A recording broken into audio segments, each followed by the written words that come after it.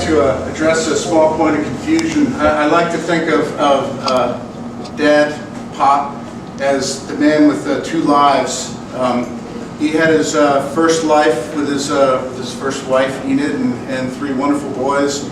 And when Enid passed away, lucky for me, he found Yvonne, my mom, and started the second life with myself and Claudia. And it's always been kind of interesting and confusing to me because I have three brothers and we didn't really get to know each other well in our early years because of distance and a bunch of factors. You guys having your own lives and families, which I understand about now, how involving that can be. But it's been wonderful getting to know you guys and love you guys and watching your families grow and your families grow. And every time I talk with you guys and hear about the stories of the families and the kids and what's going on, it's just wonderful. It makes me feel really good to be a Cobb and be involved with everybody. But there is one thing that's been really annoying me, and that is in Dad's first life, he was known as Dad, and his second life, he was known as Pop. So when I talk to you guys, it goes between, well, Dad, and I say Pop, and then I'll say Pop to be or Dad in deference to you guys, and then you'll say Pop in deference to me. So it's Dad, Pop, Pop, Dad, whatever. I love him nonetheless. So, thanks. Something short and sweet on Pete. I think I tend to talk a little bit less than some of the others, but I just like, first of all, to second what Dave has said, what Mike has said earlier, what Jimmy has said, even Claudia. But I'd like to address something, and all of us were in a unique position, especially after our mom died, but I'd just like to thank Yvonne so much for stepping in, because I was home at the time, and she did a super job and was a super second mom.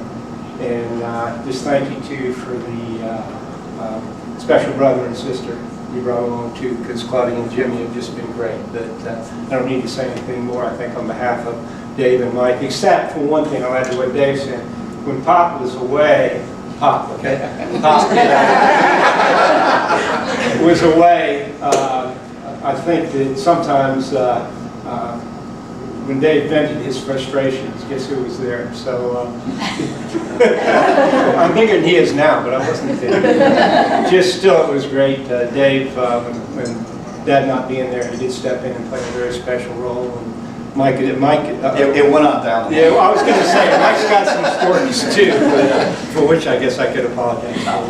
But it has been a wonderful family. I think we all remember what a very special Dad was. And as Jimmy said, when we look down generationally, it's just amazing how the values of one man, his positive attitude, his forcing us to question things, which Dave went to Annapolis for a while, and I went to West Point. That did get me into an awful lot of trouble. But it's the way we've always been, and I think we've passed it down to our kids as well. He was a special dad, you're a special family, and we just love you all dearly.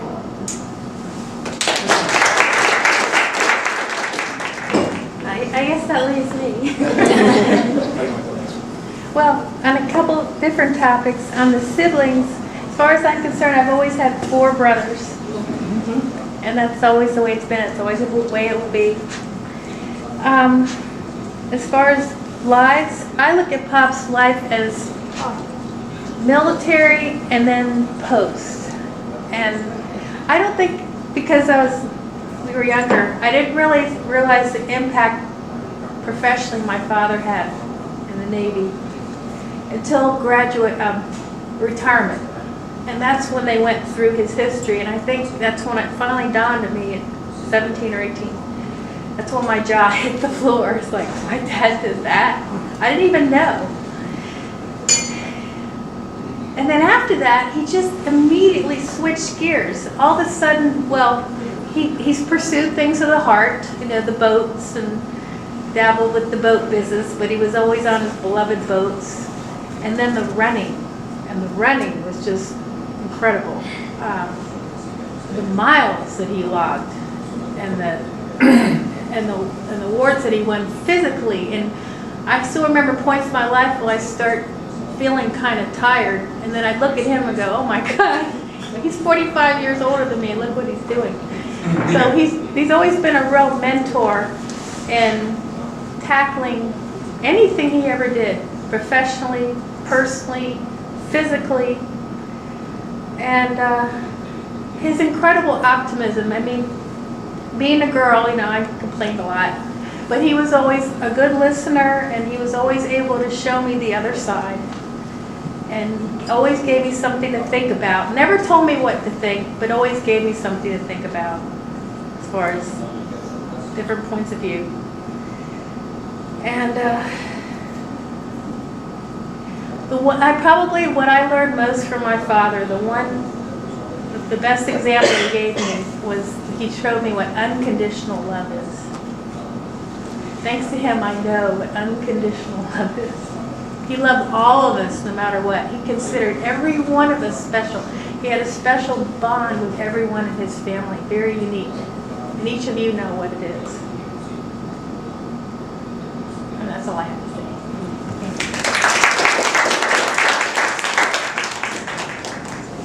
Mom has just a wonderful memory, and it really is of the first time you saw Pop and the boys. Would you just share that? You were introduced to Pop. You told me you were in Ischia and you saw something. You saw a handsome man and 3 beautiful young boys in matching, you tell us, matching shirts? Oh yeah, I saw them. What do you remember? They paraded down the street. We said they were border collie. So Jim had on a little sailor cap, and the boys all had, I don't know if you remember, striped shirt, white. Yeah. And I sat there with my mom drinking a cappuccino. I said, isn't that cute? It must be Americans. Look at their fathers. Walking down the street. And then I was surprised that at that lunch there, I saw that same man. I know one of the first stories was how he left home when he was 14, hopped a freight, which he used to do with his brother living in Pasadena, and go up into the mountains to camp, and then he would hop a freight and come back down again. And one day when he was 14 years old, there were different reasons that I've heard at different times, because Dad was great at not only telling a story, but changing it every now and then a little bit. He hopped the freight and never came back. Went off and worked on a ranch and worked in a hotel in Denver, and survived hand to foot, lived in a hobo camp, and eventually hooked up with someone who was going to the Naval Academy and said, if you're smart, you'll come with me and join the Navy, and we'll go to the NAV preps, which they did. He enlisted. He was a fireman rating and as an enlisted man. Then he went to NAV preps and the Naval Academy. They both graduated together, and they both eventually became admirals together. And I told Michael the story about hopping the freight, probably when he was 13 or 14, at which point Mary Lou hits me in the ribs and says, "Are you crazy?